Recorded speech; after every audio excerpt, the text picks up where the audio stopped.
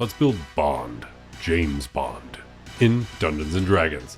But I'm very curious to know what everybody's favorite Bond is. Frankly, pretty much all of them deserve their spot except for that one, but I'm always curious as to people's opinions and why. And if you like any of the content related to this video, please subscribe. It helps the channel, it helps the algorithm, it helps all that stuff. But let's go ahead and dive into the build, starting with the species. And of course, we're going to stick with a human. This gives us the feature Resourceful, so you get a heroic inspiration once per long rest. And the great thing about heroic inspiration is that you can also give it to a nearby ally when you wake up as well, in case you already have a heroic inspiration in your back pocket.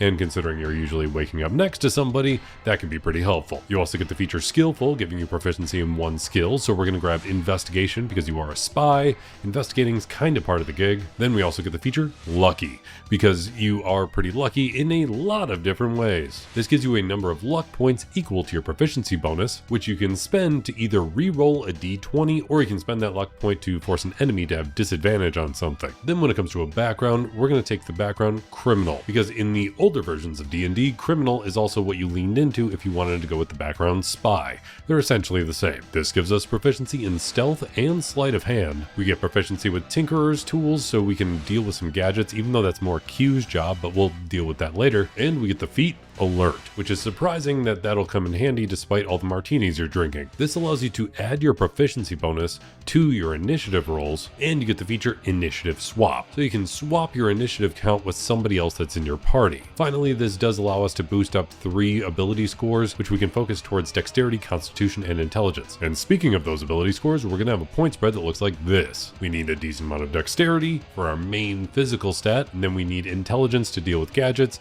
and Charisma because you're James Bond, of course you need charisma. Then when it comes to a 2024 class, well, it's a little difficult because it depends on which James Bond you're going with. However, I would say that most James Bonds fall under one specific class. While Roger Moore might be more of a bard than the rest, everybody else I think pretty reliably falls into rogue. When you become a rogue, you get proficiency in 4 skills. So to deal with lots of social stuff, we're going to have deception, persuasion, and insight, and then top it all off with some perception because we need that most of the time. Then at first level of rogue, we get expertise in 2 skills. So we're going to boost up our social stuff by doubling our proficiency bonus in persuasion and deception. Additionally, at first level of rogue, we get sneak attack. So if you have advantage on attacking an enemy, or there's an enemy of your enemy within 5 feet of them, and you hit them with an attack roll while you don't have disadvantage, and the attack is coming from some sort of finesse weapon or a ranged weapon, which I know is a lot of requirements, you get to deal some extra damage. It's only 1d6 extra damage right now, but that does level up as you level up in Rogue. So every 2 levels, it goes up by an additional 1d6. Then you get another feature at first level of Rogue called Thieves' Camp, which is just a special way of talking that rogues have access to, which allows them to seem like they're talking normally, but in actuality they're kind of speaking in code. And the very last feature you get at first level of Rogue is a weapon mastery. You get to choose 2 weapons to gain that mastery, so we'll grab daggers because that's kind of a core thing for rogues, and James isn't against using a knife if he needs to, and this gives us the weapon mastery property Nick. So you can actually do an offhanded bonus action attack, but instead of using your bonus action for it, you can then use it as part of your action, freeing up your bonus action, but still getting an offhand attack as part of the overall turn. But the more important weapon I want to focus on is the very classic,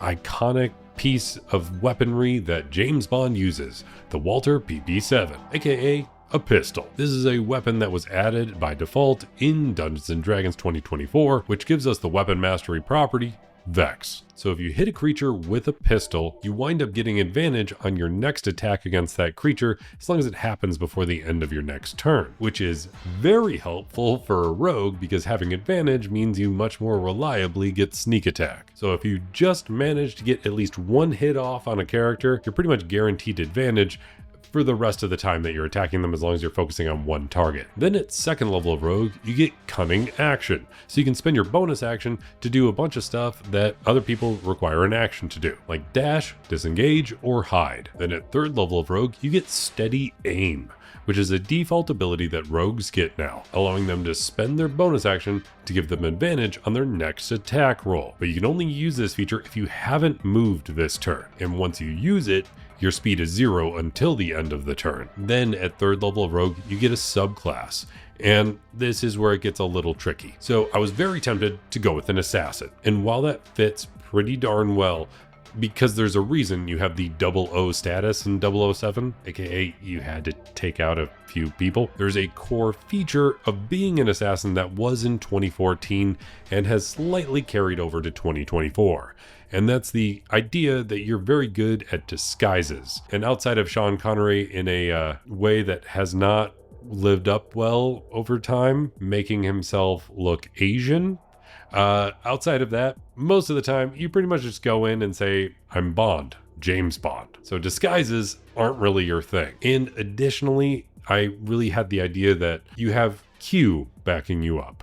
And unless you have somebody willing to be a artificer in your party and immediately supply you with tons of gadgets, you got to do it yourself. So thinking of Q as being part of you as a concept, we're going to go with Arcane Trickster. Now, we can use any of the spell casting you get from being an Arcane Trickster, because that's what Arcane Tricksters get, plenty of spell casting, and apply that to the concept of James Bond as a whole, including his gadgets. When you become an Arcane Trickster, you get access to the Mage Hand cantrip, and you get 2 more cantrips and some spell casting. Your spell casting caps out at 4th level spells, but let's go ahead and run through the cantrips and anything you'd want as far as 1st level spells. You're going to want Booming Blade because that allows you to stab pretty hard with the dagger in case you're in that situation. The Friends cantrip because you're in a lot of social situations and that's really going to help you out.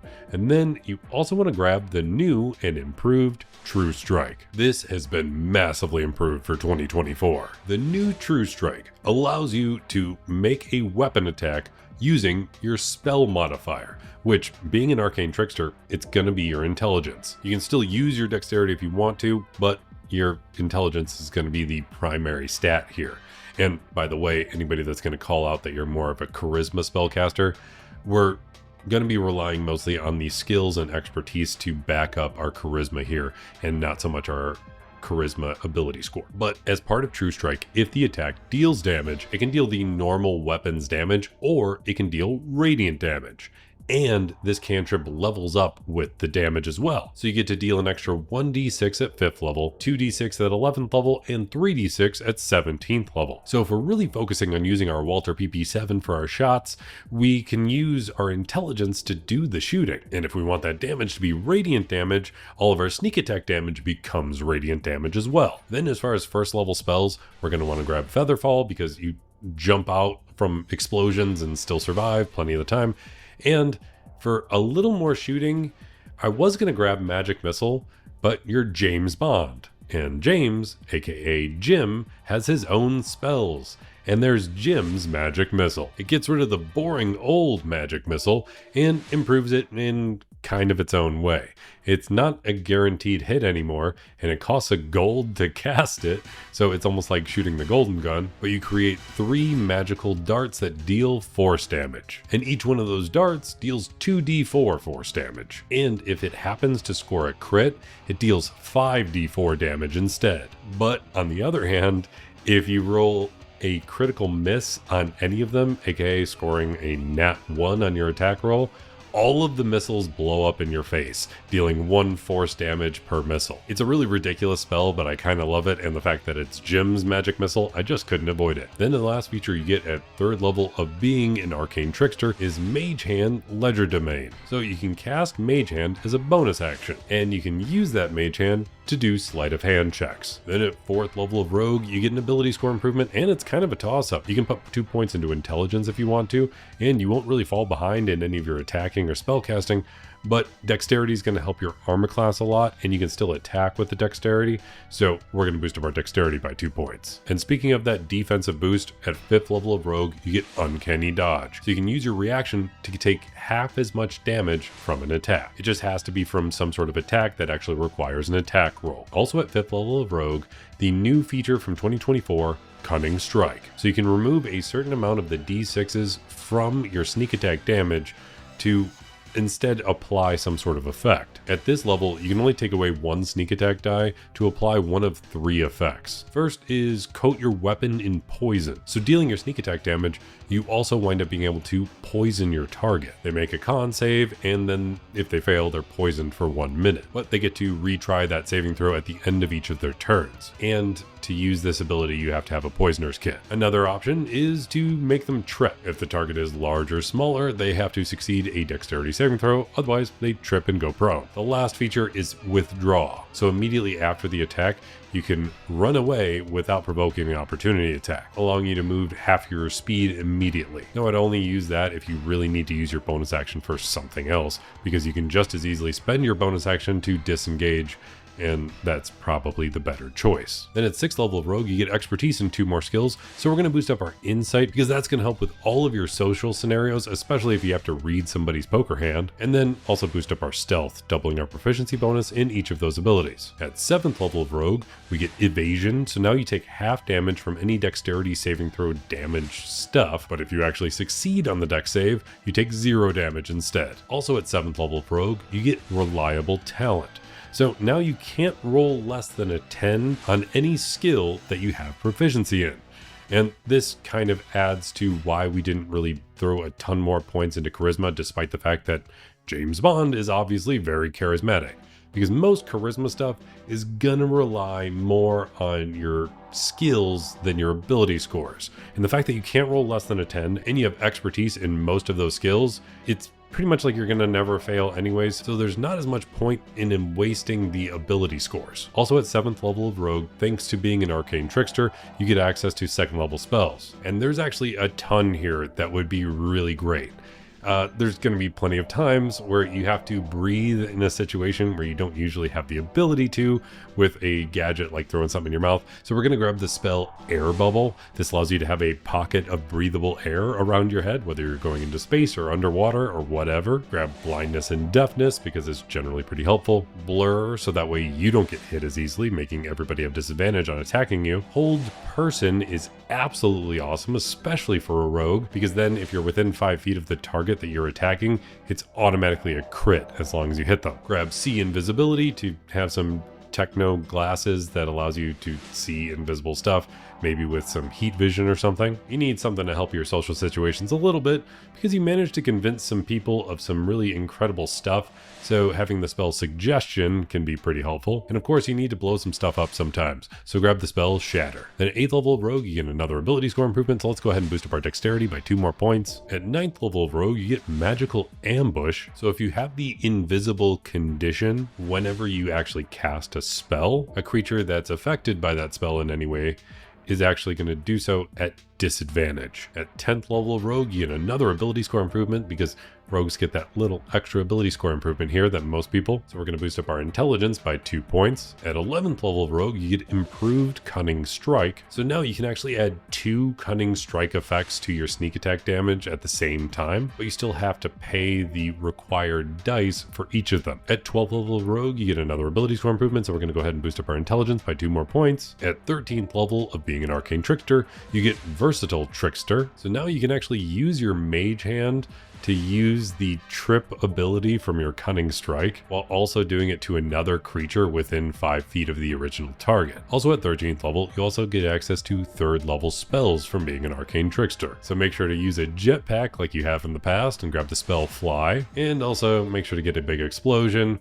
You're in a lot of action movies, so grab the spell Fireball. Then at 14th level of Rogue, you get access to Devious Strikes. So you get some new options for your Cunning Strike ability, but they do cost more dice. You get the Daze feature costing you 2d6s, so a creature has to make a Constitution saving throw, and if it fails, it can only do one thing. It can move, take an action, or a bonus action, but not multiple. You can spend 6d6 for knockout, so a creature has to make a Constitution saving throw again, or it's actually knocked out for 1 minute, making it completely unconscious, but it gets to repeat the saving throw at the end of each of its turns. Or you can spend 3d6 for obscure. So the creature has to make a dexterity saving throw, otherwise it's blinded. But that only lasts until the end of its next turn. At 15th level of rogue, you get slippery mind, giving you proficiency in wisdom and charisma saving throws. At 16th level of rogue, you get another ability score improvement, so let's go ahead and add 2 more points to our intelligence. At 17th level of rogue, you get spell thief. So immediately after a creature uses a spell that targets you or has you in its area of effect, you can use your reaction to force that creature to make an intelligence saving throw. The DC equals your spell save DC, and on a failed save, it negates all of the effects on you, and you steal the knowledge of that spell as long as it's at least a first level spell, and it's of a level that you can also cast. But it doesn't need to be a wizard spell, and for the next 8 hours, you have that spell prepared, and that creature can no longer cast that spell, which is generally pretty cool, but you can only use this feature once per long rest. Then at 18th level of rogue, you get elusive,